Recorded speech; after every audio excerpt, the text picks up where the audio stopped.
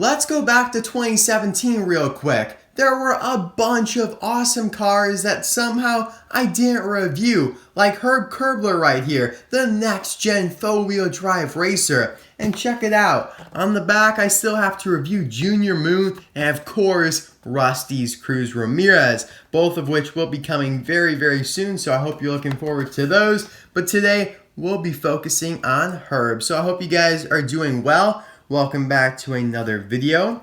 As you can see, yeah, we are back to the 2017 packaging that just shows the Cars 3 logo red and black. We don't get any art of the character, but that's why I love 2018 packaging.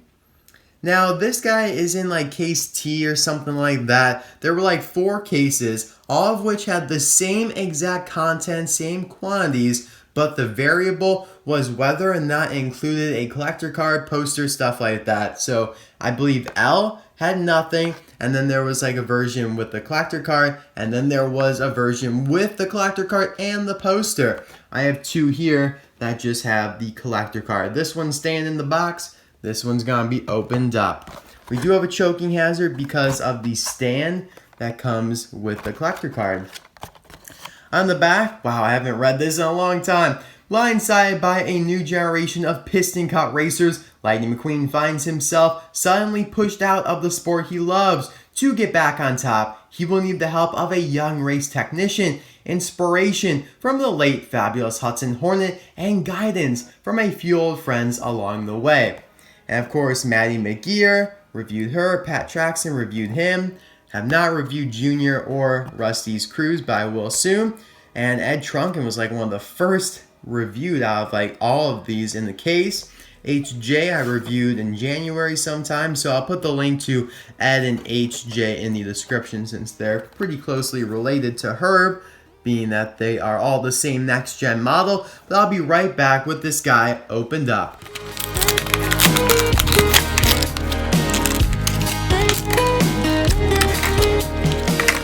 Here we have Herb out of the package, looking stunning, but before we get into the review of him and his collector card, we're going to talk about where he appeared in Cars 3.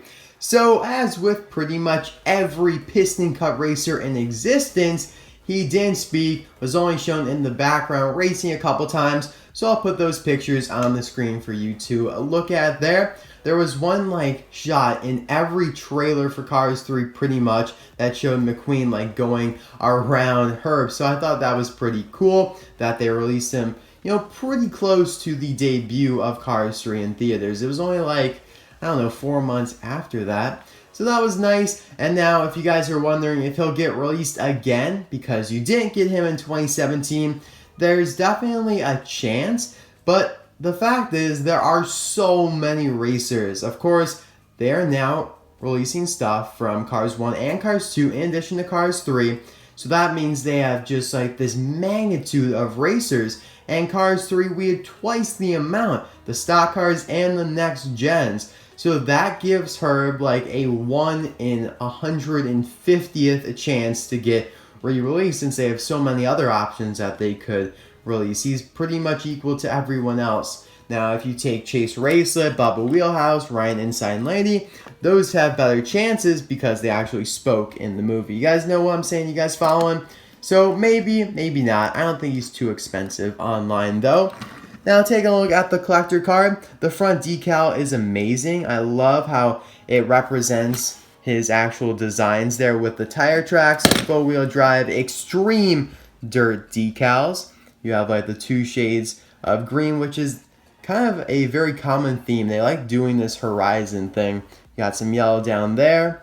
I like the like worn down lettering. The problem is though, on the back here, they applied the decal misaligned basically. Like you can see there's all this empty space down here. And yep, it's kind of going over and it looks really strange. It just looks weird. You guys can kind of see like this sliver that sticks out of the decal there, and it's like bubbling. It's not that good, so I'm a little disappointed with my collector card for Herb here, but since it'll just go on the shelf, it's not really a big deal. At least though, the stand is all good, very nice and sturdy, definitely not gonna fall off, definitely not. So taking a look here at Herb himself, he is the same exact model as Flipped Over, Barry DePedal, Danny Swervez, who is the first out of all these. He's the OG. Ed Truncan, Paul Conrev, H.J. Hollis, and Steve Slick LePage. So I have like the whole gang here. I don't think there are any even like out in stores right now, because there is a new, actually there is, darn it, Conrad Camber, the next gen Shiny Wax. He is the same model. So I need to get him, and of course in his video I'll show you guys all of these. But Herb's expression is actually pretty unique. I don't see another car that has the same expression where his mouth is closed and he has those very, I don't know, concentrated, focused eyes, which I think that's pretty cool that they gave him a unique expression. They're definitely giving the facial expressions a little bit more work than they did in Cars 1. So taking a look here at the hood logo there, four-wheel drive extreme dirt decals, my bad. In Cars 1, they were just dirt decals, and it said, what did it say there? Just like off-road. For urban SUVs, just like off-road. So I think we did lose that slogan, unfortunately. I think we might have even lost it on Tommy Highbanks, who is the Cars 3 stock car for four-wheel drive. But yeah, it's kind of interesting how it went from just dirt decals to extreme dirt decals. So I guess they hyped it up, they made them better quality, more realistic.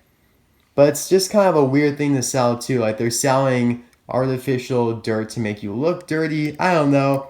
I like his greenish eyes that go along with his paint scheme. Kind of interesting that he has these two yellow flares on either side of his bumper. It makes him look chipped to me, but he's not. He has really tall vents. They go all the way up to the headlights there. Most cars just have them very, very slightly down there at the bottom. He has black rims, Lightyear tires. You can kind of see the Lightyear graphic in the slim, very, very thin paint or decal. His contingency sponsors are the Piston Cup Combustor, Carbon Cyber, and Synergy. You know what I found weird about all the next gen's contingency sponsors are that they're all the new sponsors. They aren't ones that carried over from the first movie. Now he himself does have some dirt decals that are yellow here, just kind of a different shade than even the yellow here. I love the 54. It just looks so cool, just very weathered, textured. I like it a lot. That arrow indicates to the pit crew where to lift them up at to change the tires. We have the exhaust pipes right here.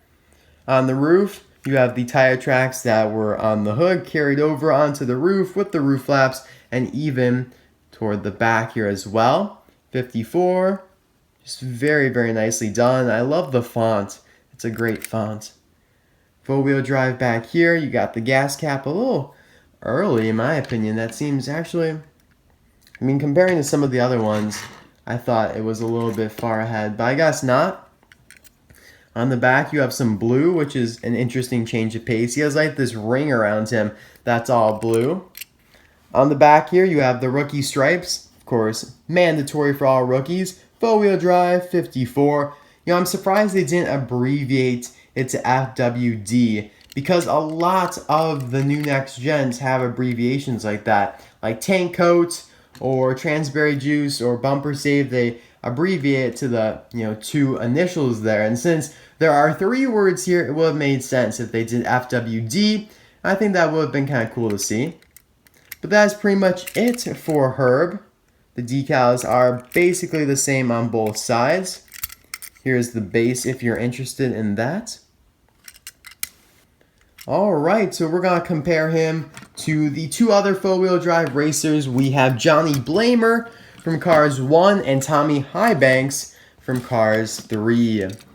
Quite the evolution, but, you know, they maintain like the similar theme being the weathered look with the dirt decals, essentially. Dark green. Well, actually, he got really dark green. Before he was quite a bit lighter. So that's interesting, but I feel like a lot of the next gens are darker, generally. From my experience, like, I don't know, Trunk Fresh, RPM, Aaron Clocker, Revolting, of course.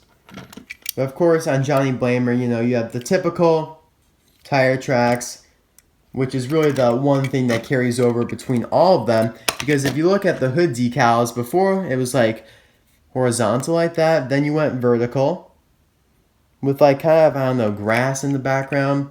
I really like the background for Tommy Blamer. He's like one of my favorites because he has a whole forest on him, which obviously took a lot of work. So I think that's really cool. 54 is in kind of like a three-dimensional font there.